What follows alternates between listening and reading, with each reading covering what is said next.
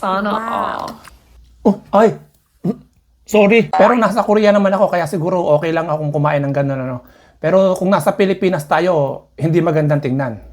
Alam nyo kasi mga kuya ko, kung sa Pilipinas, hindi magandang tingnan yung kumakain ka ng maingay yung bibig mo. Nagagalit sila lola, di ba? Kahit chicharon yung kinakain mo, dapat tahimik lang yung bibig mo. Tama, di ba? Pero dito sa Korea, lalo na kapag inimbitahan ka ng isang Koreans na kumain sa kanilang bahay, o kahit sa mga restaurant, sa mga noodles restaurant dito, pag kumakain ka ng medyo nai-enjoy mo yung pagkain mo, maingay yung paghigop mo ng sabaw, natutuwa sila. Kasi iniisip nila na ini-enjoy mo yung pagkain at nahasarapan sila.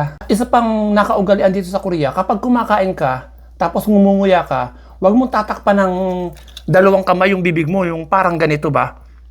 Ibig sabihin kasi nan sa kanila, hindi mo nagugustuhan yung pagkain at halos gusto mo na siyang iluwa. Hindi ka nahasarapan. Kung ganun man na, kunwari, kumakain ka, nagsasalita ka, at parang gusto mong takpan yung bibig mo, ganito lang.